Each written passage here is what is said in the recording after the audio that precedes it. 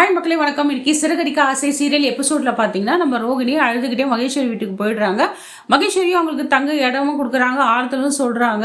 எவ்வளோ நாளைக்கு தாண்டி மீனாவும் மறைச்சிருப்பா, அவங்களால எப்படி மறைக்க முடியும், எப்படி இருந்தாலும் இந்த விஷயம் ஒரு நாள் வெளியே வரதானே போகுது, சரி இப்போ தெரிஞ்சிடுச்சு விடு எல்லாம் பார்த்துக்கலாம்னு சொல்லிட்டு தான் ஃப்ரெண்டு ரோகிணிக்கு ஆறுதலாக பேசுகிறாங்க.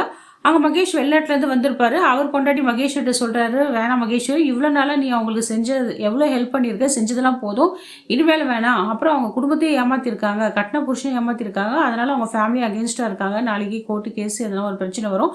அது மட்டும் இல்லாமல் இவங்க தனியாக எதனா யோசிச்சு தப்பான முடிவு எடுத்துட்டாங்கன்னா நம்ம மேலே தான் ப்ளேம் ஆகும். வேண்டாம், இங்கே தங்க வேண்டாம்னு சொல்லிட்டு மகேஸ்வரி புருஷன் சொல்லிடுறாரு. மகேஸ்வரியும் ப்ளீஸ் கொஞ்ச நாளைக்கு இருக்கட்டும்னு கேட்குறாரு.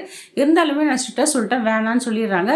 இவங்க பேசினதை கேட்டாங்களா என்னன்னு தெரியல. எப்படி இருந்தாலும் நீங்கள் தான் பேசி முடிவு எடுத்திருப்பீங்க, இந்த வீட்டை விட்டு நான் போயிடுறேன், இது வரைக்கும் எனக்கு நீ எவ்வளோ ஹெல்ப் பண்ணியிருக்கேன்னு சொல்லிட்டு ரோகிணி நேராக வித்யா வீட்டுக்கு போயிடுறாங்க. அங்கே வித்யா வீட்லேயும் அவங்களால அங்கே இருக்க முடியல. அங்கே முருகன் என்ன பண்ணுறாரு, எனக்கு மீனாவும் முத்து அண்ணனும் அண்ணன் அண்ணி மாதிரி சொந்த அண்ணன் மாதிரி நான் பழகிட்டேன், இவங்க இவ்வளோ தப்பான வேலை பண்ணி ஏமாத்திருக்காங்க, 2 வருஷமாக அந்த குடும்பத்தை ஏமாத்திருக்காங்க, இதனால் எனக்கும் அண்ணனுக்கு இருக்க நல்ல உறவுமுறை கெட்டு போயிடும், வேண்டாம், அண்ணியே எவ்வளோ சொல்லி பார்த்த அவங்க பேச்சு கேட்கலன்னு சொல்கிற, அதனால் வேண்டாம் வித்யா, இதை விட்டு நம்ம இந்த பிரச்சனை தலையிட வேண்டாம், அவங்கள இங்கேருந்து அனுப்பிச்சிடுன்னு சொல்லிடுறாரு.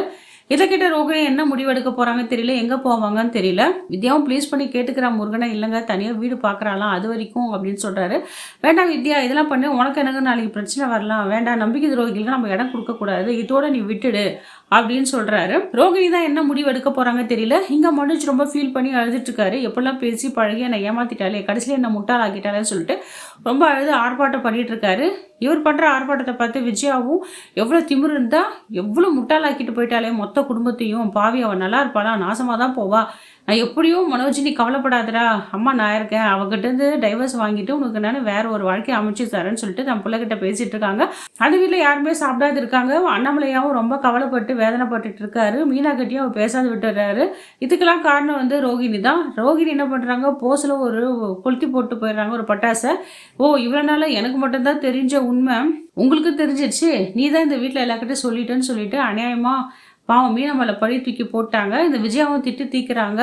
அவள் தப்பு பண்ணாலும் அவளுக்கு கூட உடந்து இருக்க பத்தியா, அவள் கூடவே நீ இருந்திருக்க பத்தியா, இதில் நீ தான் முதல் குற்றவாளி, உன்னையும் வெளியே துரத்திருக்கணும், எல்லாம் என் தலையெழுத்து, நானாக அமைச்சே கொடுத்த வாழ்க்கை என் பிள்ளைக்கு சரியில்லை, எங்கேயோ ரோட்டில் திரிஞ்சிருந்த வாழ்க்கையை இவர் தான் வச்சாரு, பார்த்தீங்களா எந்த நிலைமைக்கு ஆளாகிட்டா, பார்த்தீங்களா என் மருமகம் நல்லவ உண்மையாக இருப்பா, பொய்ஸ்னா பிடிக்காது, கதையெல்லாம் அளந்தீங்க, இப்போ பார்த்தீங்களா இவரோட சுயரூபம் இதான் இவ, நான் திட்டினா மட்டும் எல்லாரும் என்னை கோவப்படுறீங்களே, இவளை ஏன் பேசுறேன்ட்டு கொஞ்ச நாளாவே எங்கள் 2 பேரும் கொஞ்சம் குழவிட்டு இருந்தாங்க, இந்த ரோகிணியும் இந்த மீனாவும். அப்போவே எனக்கு சந்தேகமாக இருந்தது, நான் என்னடா இது இவளுங்க இவ்வளோ பேசுகிறாளுங்களே பேச மாட்டாளுங்களேன்ட்டு, அப்போ நான் கண்டுபிடிக்காத விட்டேன், இதில் ஏன் தப்பும் இருக்குன்னு சொல்லிட்டு அவங்களோட தரப்பில் திட்டிட்டு போயிடுறாங்க.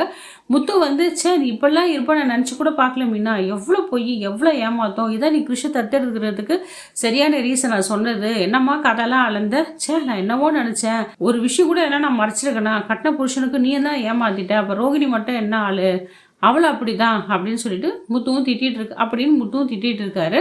நம்ம ஸ்ருதியுமே நான் எப்படி சப்போர்ட் பண்ண பேச முடியும் ரவி மீனாக்காக, அவங்க எங்கிட்டயாச்சும் அவங்களோட விஷயத்த ஷேர் பண்ணியிருக்கலாம், நானாச்சும் வீட்டில் போட்டு உடச்சிருப்பேன், இவங்களும் கூட தானே இருந்திருக்காங்க, சரி விடுங்க அவங்களோட பர்சனல் லைஃப், இது மீனா வச்சு ரோகிணியாச்சு எப்போனா போட்டோம், இருந்தாலுமே மனோஜை ரோகிணி ரொம்ப சின்சியராக லவ் பண்ணுறாங்கன்னு நினைக்கிறேன், அதனால தான் இந்த அளவுக்கு போயெல்லாம் சொல்லியிருக்காங்க அப்படின்னு சொல்கிறாங்க. சரி வாங்க பசிக்கலாம், எனக்கு ரொம்ப பசிக்குது சாப்பிடணுன்றாங்க.